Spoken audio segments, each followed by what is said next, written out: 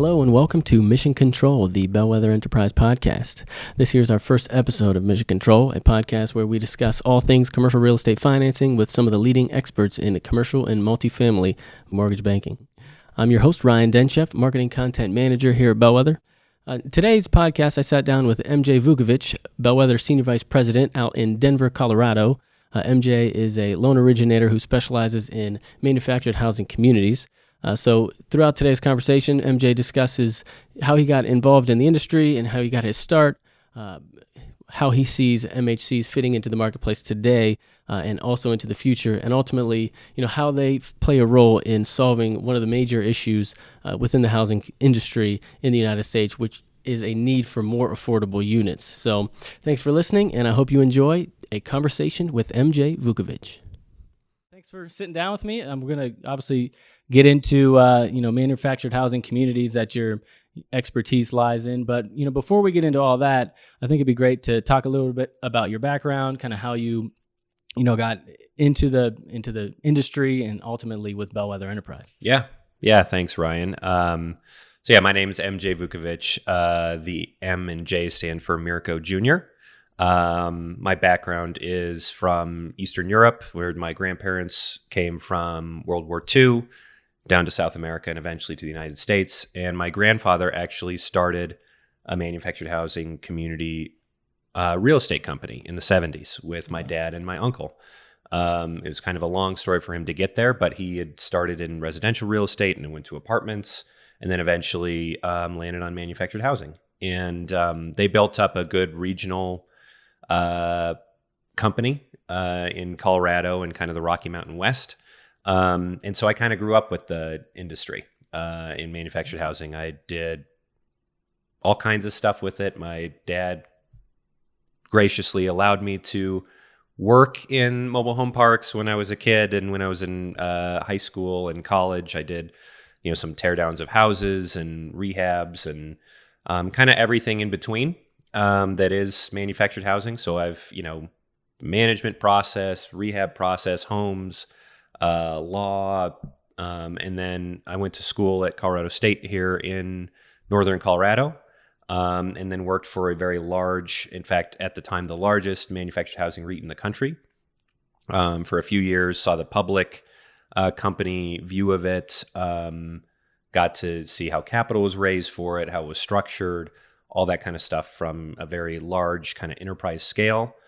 From there, I went to University of Portland in Oregon, and then worked outside the industry for a little bit in office, retail, and industrial. Got a little more training there, and came back during the downturn to help my family's company restructure, reorganize, and kind of get through that period. And once we kind of got through that part of that kind of blip in the downturn, if you will.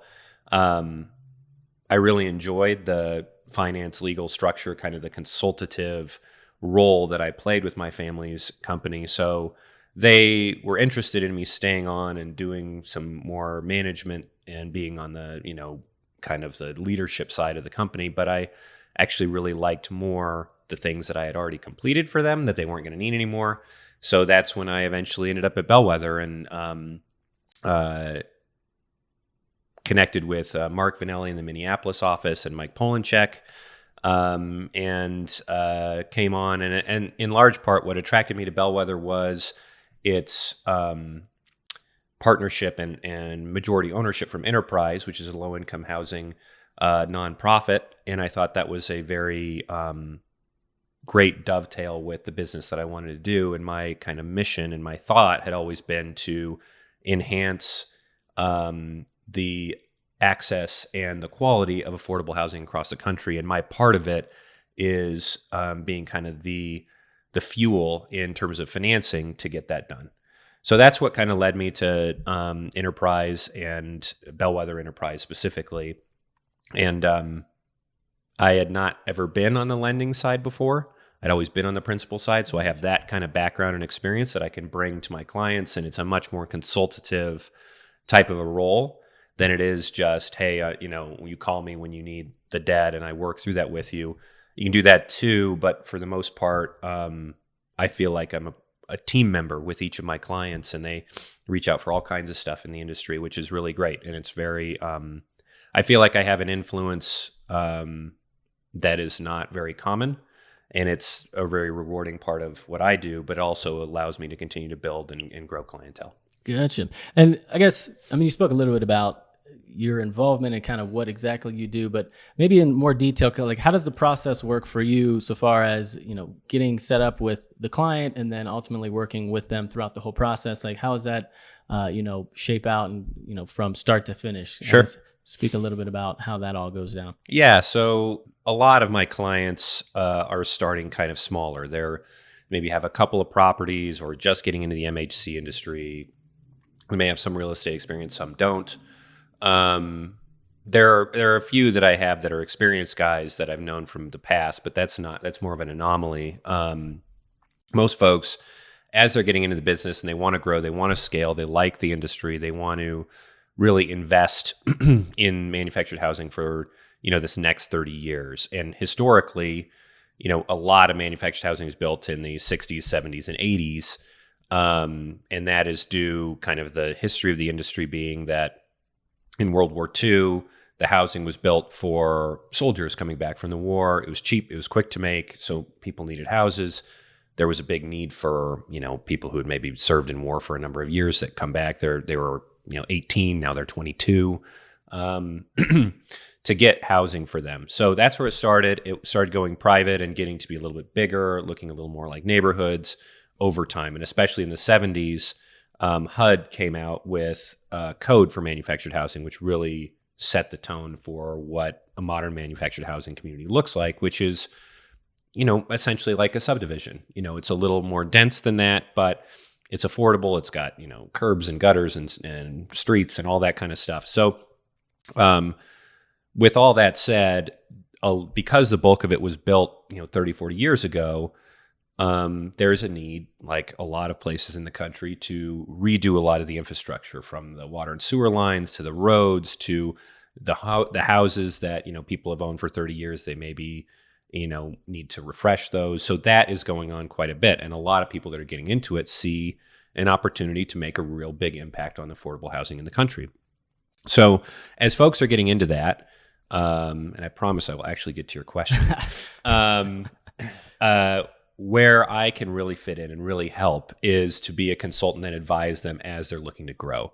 All right, what types of properties should I be buying at first? Okay, do I want private sewer systems or public? What's the difference? How hard is that to do? How should I, raise money? What's good, bad, and ugly about doing a fund versus doing, raising money from friends and family for each individual deal? What type of debt should I use? How is that going to help me, with my business plan? All those types of things. The actual financing part of it is obviously a big piece of it, but it's encompassed within a broader conversation about how am I going to set up my organization for the long term to grow the way that I want to. And so that's where I come in and help. And so oftentimes it starts with a conversation just about what they're doing, where they are, and there's not really a whole lot for me to do. And, they may say, hey, I'm looking at this property to buy. And we talk about it. I'm like, well, it's 1,000 miles away from you. It's a big turnaround project and it's your first park. I don't know if I'd do that. Mm-hmm. So those kind of things where I'm helping them. And then eventually as they buy a property, as they need that financing, that's where I come in and I start that relationship. And eventually a lot of people will buy ones that need a little work. They'll buy it with a bank financing or some sort of a bridge type of debt that's short term. They fix up the property and they come back to us for the more permanent financing as well. So that just kind of starts the cycle. And as they continue to grow, I grow with them. So that's kind of where I fit in, and a lot of things along the way in terms of, do you have someone who's a good, I got private water and sewer system. I don't really know what to do with it. Do you have a good consultant or engineer for that? I have those kind of people, attorneys, people in the actual manufacturers of the homes, those industry, those kind of contacts, all that kind of stuff. So it's kind of you're calling me, when you're looking at growing your business, scaling it up, and understanding the pitfalls. And some people, after they talk to me, they're like, oh, geez, I didn't know it was going to be like this. Maybe I don't really want to do this. Right. And that's a great outcome too, because I'd rather have people do that than get into something they weren't really expecting.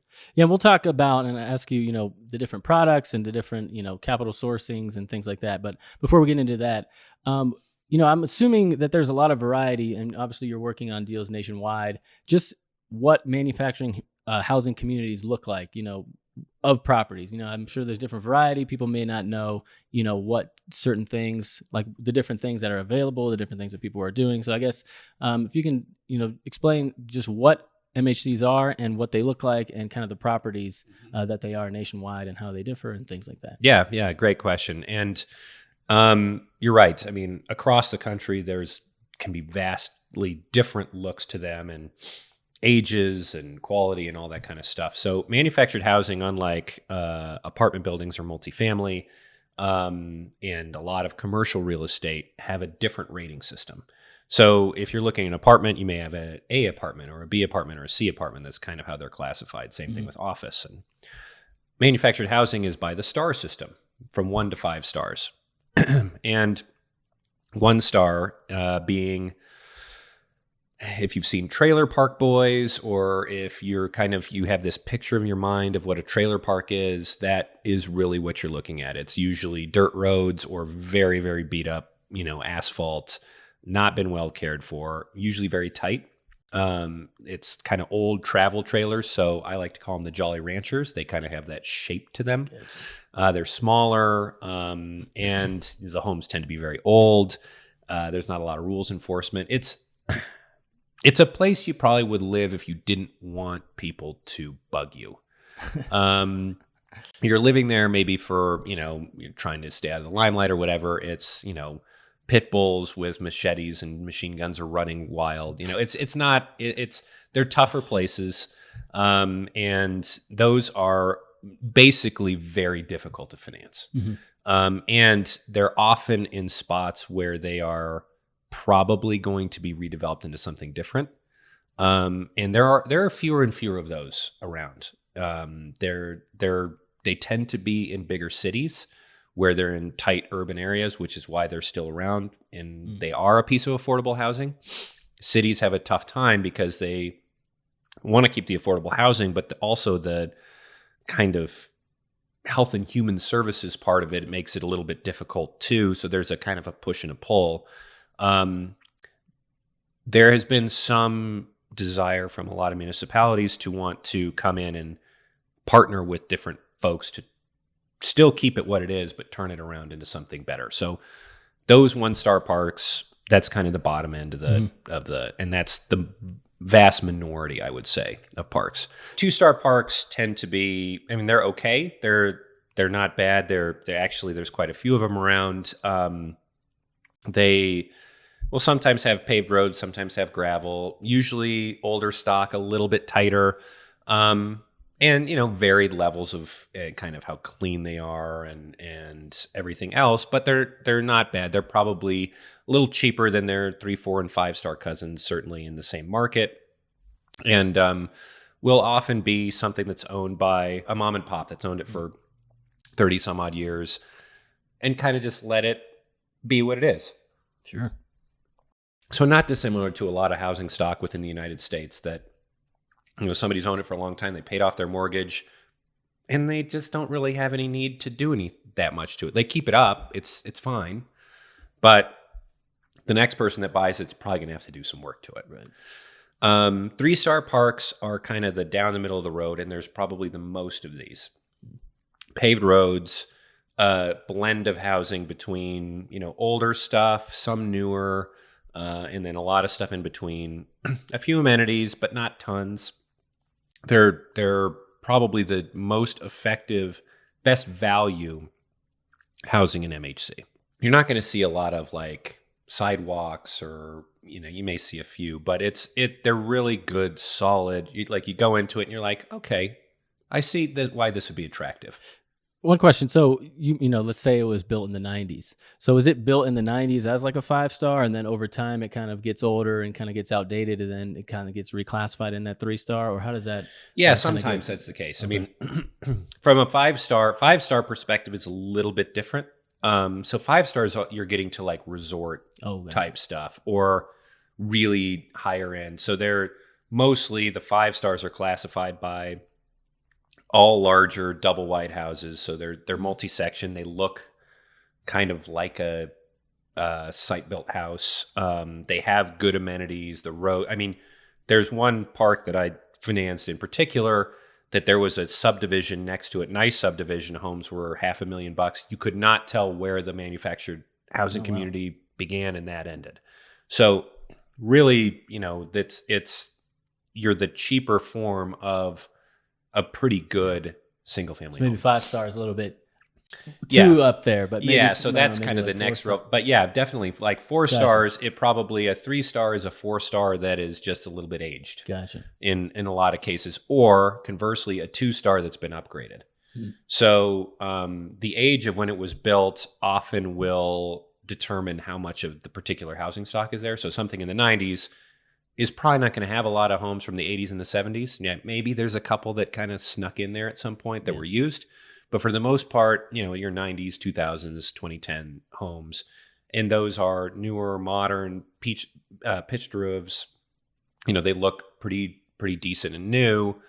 If it was built in the 70s and 80s, which is a lot of 2 and 3 star parks, you're going to have that, like the deeper blend of homes that are 40 and 50 years old. They might be in decent shape, but they're just kind of, you can tell that they're older. You look at it and you're like, that home is, that's an old house.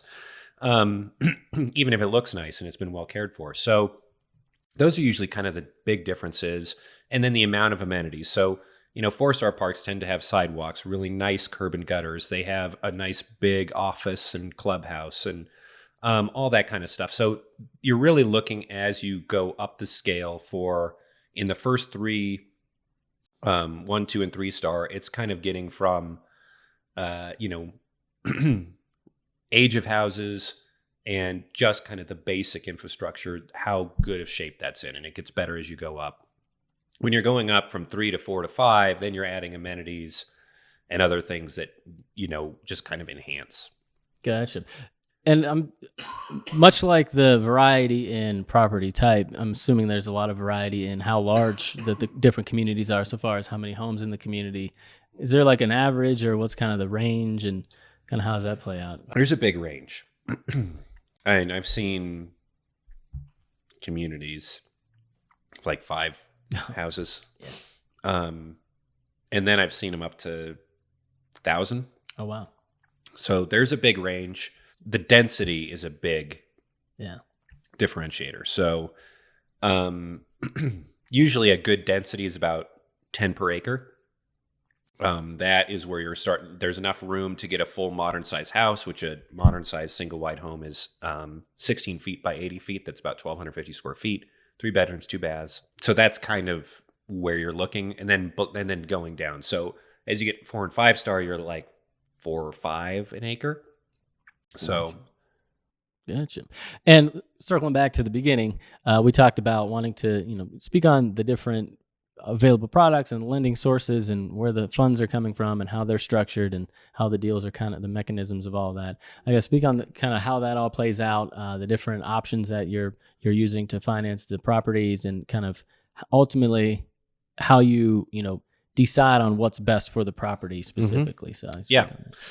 So there's quite a few different options. And today for mobile home parks, there's probably more than there's ever been. So you have, your bank, local bank, regional bank financing. That's kind of one group, and that's usually your smaller parks, lower quality parks, transitional parks, ones that need occupancy infill. When you are buying a property that needs some love, you're usually going to the bank, because the bank is going to be okay with it. They're going to take recourse, so you have a secondary repayment, which is the person standing behind it. So that allows them to move from, a beat up old park with a lot of old homes to something that's, go from a 2-star to a 3-star. Then you have bridge, which is kind of the same thing, but non-recourse, usually for larger parks that and more sophisticated borrowers, that they can take they don't want to do the recourse from the bank. But they still have a transitional property. And so for a couple of years, they may be doing some infill or some upgrades. And before they go to permanent, what we call permanent financing, which is longer term fixed, they don't want to do that right away because there's a lot of value to be added, and it's harder for that to get approved. From there, you have CMBS is kind of, and any MBS, so the mortgage-backed securities, non-recourse stuff that's sold on the secondary market. CMBS is the private version of that, which is not quite as advantageous in terms of their loan terms as an agency, a Fannie Mae or Freddie Mac is. So CMBS is going to take your kind of lower quality parks. If there's something, some sort of credit issue with your borrower, they had a bankruptcy, they gave back a property, et cetera, they're more able to get over some of that stuff. So your 2-star parks, when they go permanent, when they're kind of full and ready to be, held, that's where they'll usually go. The vast majority of parks today are going to Fannie Mae and Freddie Mac. Fannie Mae has been in the manufactured housing space for longer than Freddie Mac. I think they've done it for 20, 25 years, something like that. But they used to just do the 5-star parks. Very small percentage of the parks, really nice ones, and that was kind of it. And then really nothing else. Freddie Mac did not do mobile home parks until about 5 years ago. When FHFA, that has a fairly major influence in Fannie Mae and Freddie Mac, ever since the downturn, they have mandated what's known as duty to serve. And what that is duty to serve affordable housing. So Fannie Mae and Freddie Mac are very focused on affordable housing. That includes low-income tax credit housing. That includes low-income apartments, just kind of naturally occurring affordable housing, and manufactured housing. So mobile home parks and manufactured housing, those are interchangeable terms. Some people will tell you that mobile home park means like a 2 or 1 star, and manufactured housing is 3, 4, 5. People use them interchangeably, though. They really have a focus on them. And so when they did that, Freddie Mac created a program. Fannie Mae loosened up their guidelines to include more parks, and now are the 2 largest lenders in the space. So Bellwether is a direct lender for Fannie Mae and Freddie Mac. We will actually do the loans, and then depending on which program we're using and which ultimate buying source it is what makes it a Fannie Mae or Freddie Mac loan. So they will do the preponderance of the permanent debt on those. And then life insurance companies will also do some. They will do some higher quality ones. They tend to be a little lower leverage, but they have really, really good rates. And the CMBS, Fannie Mae, Freddie Mac, and life insurance company are all non-recourse, whereas banks are typically recourse. Gotcha. And then kind of the second part of that, and you can answer a little bit, but maybe even more specifically, like, I guess, speak on the process for you to, work with the client and determine what's the best solution and what's the best option for them. Kind of what's your process for that and how that kind of shapes out usually. Is it more straightforward, or is it often have to get creative? How does that work? Yeah, it's a good question. And the first thing that I always try to figure out is what the goal of the client is. So, there may be some ways they could get into Fannie Mae or Freddie Mac or maybe an insurance company, but if they only want to hold on to the property for 2 to 3 years, it doesn't really make a lot of sense. So we start with the end in mind, and then we look at what solutions are available. So it's kind of the two-edged sword. So if I have a 1-star park and this person wants to hold it for 50 years and they want to get long-term financing with Fannie Mae and Freddie Mac, that's just not available.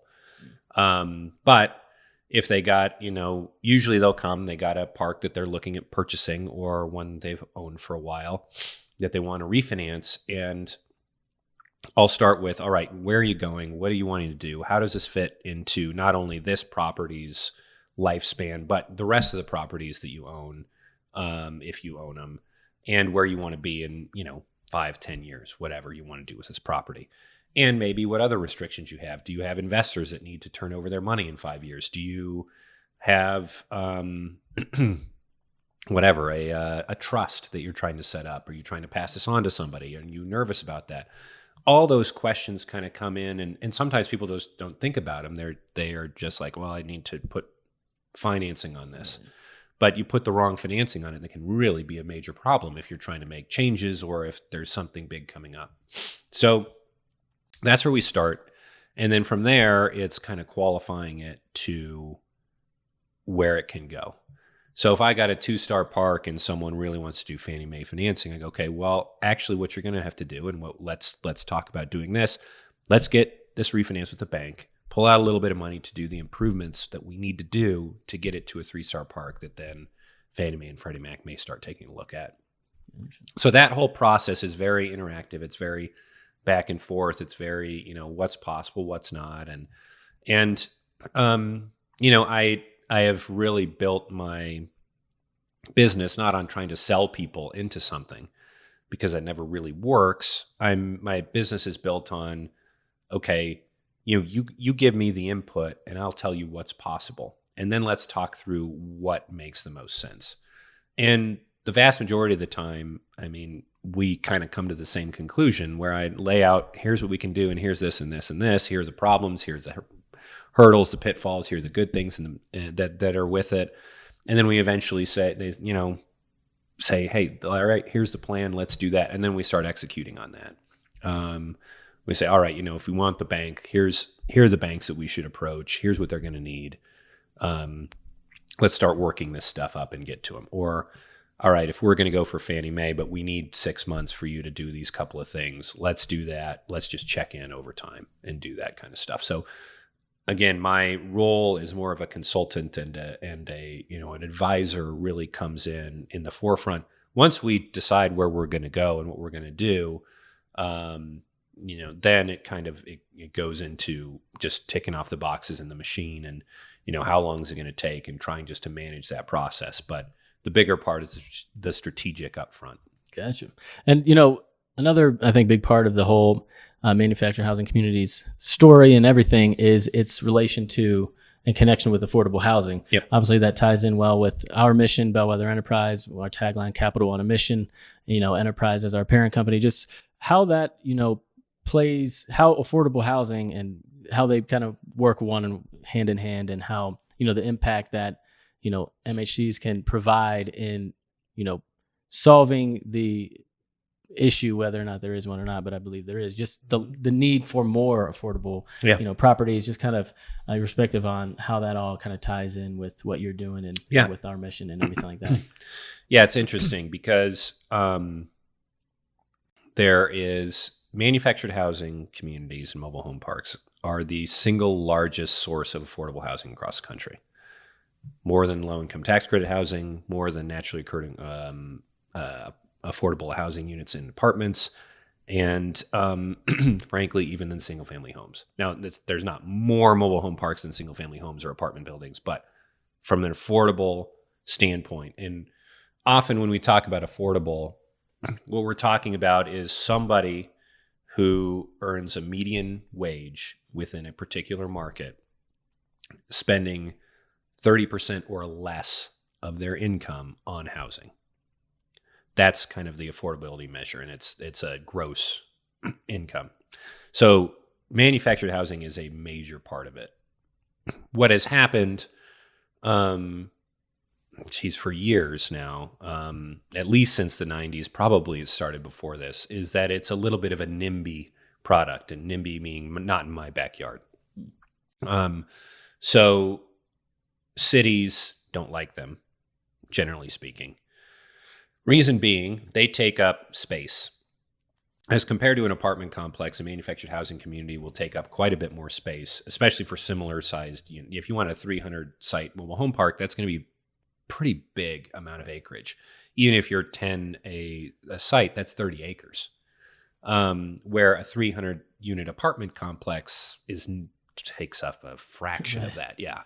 So the other thing about it is that when a municipality is assessing taxes, you're just assessing the land. You're not assessing the units, because the units are owned by other people. Whereas an apartment, you're assessing the land and the improvements. So the tax base on an apartment is much higher than it is on a mobile home park. So as cities see that, they go, okay, we have less dense land use where we're not making much in taxes, and we're having to spend at least as much in terms of city services there. And, mobile home parks get a bad rap for crime and all that kind of stuff. It's no worse than anywhere else, but because of their density and the low amount of taxes, they're seen as a net negative. And there is a stigmatism around them that has been around for forever. And not a stigmatism like your eye is kind of oval shaped, but a stigma maybe is a better way to say it. But that they're kind of run down, they're crime ridden, they're, it's they're bad places. They make everything around them bad. They're blight, which is not true, but, or not true in all cases, I guess I would say. There probably are definitely ones out there that aren't, but there are apartment buildings that are like that. There are single family homes that are like that. And I would say in proportion, it's probably the same. But the fact is they have all of those things going against them. So probably I have no stat to back this up, except for in my experience as I'm going through financing a lot, owning manufactured housing communities, they are more often than not legal non-conforming zoning use.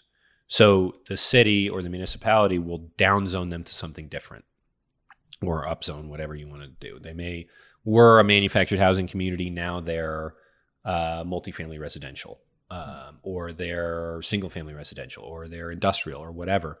But they have a plan, a longer term plan that does not include that being a mobile home park. It includes it being something else. So that has led to a declining amount of mobile home parks across the country. And though it still is the largest source of affordable housing in the country, it is slowly dwindling and diminishing. Yeah. And cities are not providing zoning for new mobile home parks either. It's very difficult to develop them. It takes very deep pockets. It takes going well outside the city. Or if you're going to do it in the city, it takes, an act of Congress to get that approved. So that makes it kind of in peril. And a lot of my clients, a big part of their mission is preserving manufactured housing as an affordable source of housing, especially for families. If you think about a mobile home or a manufactured home in a manufactured home community that I just mentioned a little bit earlier in the interview, average single wide is 16 feet by 80 feet. It's actually 76, but they talk about 80 in terms of when they pull it in. But 16 by 76, over 1,200 square feet, 3 bedrooms, 2 bathrooms, no adjoining walls with other people. You have a little yard, a place you can park right at it. That, for a family of 4 or 5, is a great solution that's affordable. It's also, per square foot, probably 50 to 60% of what an apartment building is in the same area in terms of its cost. Now, if you have a family of 5 and your 2-bedroom apartment rent is more expensive than the mobile home down the street, and it has adjoining walls, and it's not your own space, you're renting it. All those things make apartments less affordable and less quality place to live. Not saying apartments are bad places to live, but if you've got a family and you're not sharing the walls, someone that might, have loud music, or, someone that may, be running around at 4 a.m, whatever. I mean, it's just a really high quality but affordable place that families can call home. Yeah. And so when that starts going away, we're really losing some of the best housing stock for people who are making a working wage.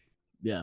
And we kind of speak on it, we're losing some, and, just the need for more affordable options. Like, I guess, how do you see getting over those hurdles and, defeating the stigma, or, trying to, whether it's through legislation to get, communities more on board with, promoting and accepting these options? Like, how do you see, or what do you think could be, solutions to, getting more manufactured housing communities built and, people living in them as those affordable options? Yeah, it's a good question. And it's not an easy answer because like everything else, I mean, if the affordable housing crisis was an easy answer, we would already have it fixed. Right. So we don't. But the couple things that I think of are, one, trying to figure out a better way to drop the stigmatism, the stigma. I keep saying stigmatism, of manufactured housing as a viable and high quality source of housing. I think anybody that goes through a modern manufactured home recognizes they're like, oh, I'm thinking of one from the 60s. Mm-hmm. This is a lot different. When I was with my family's organization, we worked with a very large bank on doing a line of credit for us to buy homes from manufacturers and bring them in, new homes. And the heads of credit on their commercial finance department came out and walked through homes in one of our communities. And we walked through, and what I did is I did a blindfold test. I blindfolded them. We actually went to an apartment complex, had them walk through that. You know, they didn't know until they got in. They got to look at it and like, okay, this is A. And then we drove out of there, went to a single family home. And we say, all right, this is B. And then we came to our manufactured homes. I said, this is C. Okay, you've been through an apartment, a single family home, and then a manufactured home. Which is which? And they thought that the apartment was the manufactured home. They thought the single family home, they got that one right. But then they thought that the mobile home was the apartment. And they thought it was a Class A apartment. And so, and when they walked outside, it was, you know, it worked better than I thought. I was like, this might not work, but it did work. And they kind of, where they're like, oh my gosh, this is so different than I thought it was going to be. So I think making that piece of it, and then also figuring out ways that there is kind of a spectrum. There's been in recent years, there's been more resident-owned communities, so where they've actually bought the community itself. They've done it via co-op. Condoing, it's a little bit complicated, but when they're doing that, they're actually doing the ownership of the home and the land, and so it creates even next step towards ownership. And so having kind of this blend between full rental properties where, you know, this is just a cheap place for me to rent and I want to rent it, I'm a long-term renter, to the hybrid where I'm owning my house but renting the land, and it's essentially an HOA of a condo type of a thing, and owners that are keeping those properties up and growing them and growing those rents, but also, you know, making sure that value is continually increased by the private investment into these older properties and making them better. And then thirdly, this resident owned, where they end up buying out those owners in a condo conversion, very similar to condo conversion with multifamily, that all those options are more available, and there's more laws that are opened up to those. And then further, you know, showing municipalities and cities and federally finding out, like saying, hey, this is a big part of our population that we've been ignoring for a long time. We need to really invest and dig in and figure out how we can make this good for people, entice people to want to invest in manufactured housing, maybe even more than they are right now, and making it something that really makes a lot of sense for them to do, that can be profitable, but at the same time can replenish the stock and entice people to invest in it and protect the residents. And then eventually looking at it saying, hey, if this goes really well, if we've done our job, if we've made this a great place to live, eventually we can sell it to the residents, the ones that are long-term, that want to be here, that then want to take that pride of ownership to the next level. And it's profitable kind of for everybody. It creates more affordable housing. So there's a lot legislatively, legally, that is within all of that. There is, unlike multifamily that has a Landlord-Tenant Act as its overarching federal law, each state has its own MHP Act, which is different. And so there's all kinds of different ways that they're handled from across the country. And you can see it by the way that when you look into different spots, how that's handled. So I think trying to figure out, and actually I'm not sure that that's wrong, because each part of the United States is very different. The Southeast versus, the Pacific Northwest, those are drastically different cultures, sure, drastically different things going on. So it may be right to kind of have your laws tailored to that spot, but at the same time, getting behind it on a national basis and recognizing this is a big part of our affordable housing picture. Yeah. And, lastly, before we kind of wrap up, wanted to talk about the future in MHCs. And from your perspective as in Bellwether, we spoke previously to firing up the mics. You talked about, building a team at Bellwether under, based around everything you've got going on, really, growing that within the company and looking, here and beyond. If you can speak just what the future holds and then what you're, doing right now, and working on to really bolster that going forward. Yeah, absolutely. And my goal has been, from day one to really grow and have Bellwether be one of the preeminent places to come to for manufactured housing finance. Whether they wanted that or not, I'm not sure, but that's what they're getting. And where I've looked at growth is we've got a number of producers and originators across the country that have done manufactured housing. They know it. And I think, them continuing it, I'll help and consult with them from time to time. I think that's great. The more of that we can do, the better. For my particular team and how we're doing it, I'm growing our ability to scale that so that the conversations that I'm having with tenants where I'm saying, okay, X, Y, and Z is what we're looking at doing. How can we execute on that? How can we help you execute on it? I'm growing the team to be able to really do that. And then hopefully over time to have more folks that can have those kind of conversations that I'm having with clients that can be that consultative role, that have seen, oh, hey, we've done this so many times. We've seen how this works. As an expert, I can still be brought in, but they're becoming more and more of the experts and trying to make opportunities for them to, preach the gospel of manufactured housing, and continue to advocate for it and help it grow. And so right now, I've stolen one of our very good underwriters from our agency team to come over and help grease the wheels in terms of how we can get throughput. And he's very dynamic. His name is Ghazi Grijalva. He's a very smart and very determined and very organized guy. He brings a lot of the organization, a lot of the throughput, and he continually learns more and more about a manufactured housing. And when he's talking with a client, he can really give them the nuance of, especially on the agency side, but in all lending sides, what do we need? Why does it work this way?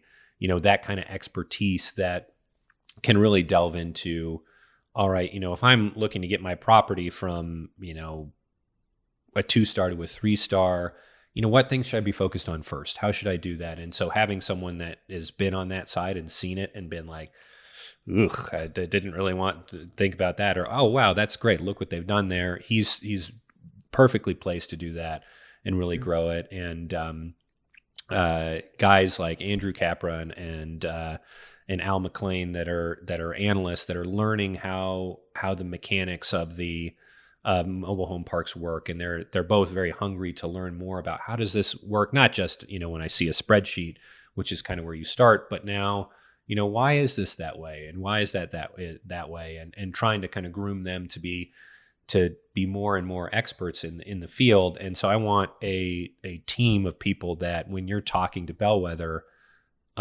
it's not just, hey, it's me, because if I get hit by a bus or I get sick or I get stupid, there's other people that can help carry the torch. And so that's one, I think there's a lot of opportunity, and I think there's a good opportunity for people to grow, to come to Bellwether, to be part of a team that's growing and is really exciting in advocating for a very needed affordable housing source and kind of being the engine and the gasoline that helps that grow in terms of financing.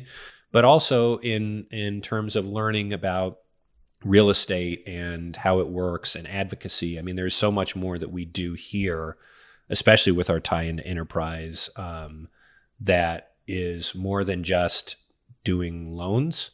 And I love doing loans. I think that's great. But we're more than that. And kind of to our mission, it really is something that was attractive to me to come to Bellwether. Was that we have a mission that is about affordable housing, and we have the capital to make that mission work.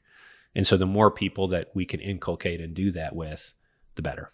Gotcha. Yeah, I think it's perfect opportunity, and timing wise, with Bellwether's growth and with the need for more affordable spaces and things like that, it's perfect timing, I think, to kind of really commit and dedicate a lot more resources internally to providing those services and everything like that. So, well, I think that pretty much wraps it up. Yep. Thanks again for sitting down. Thanks, Ryan.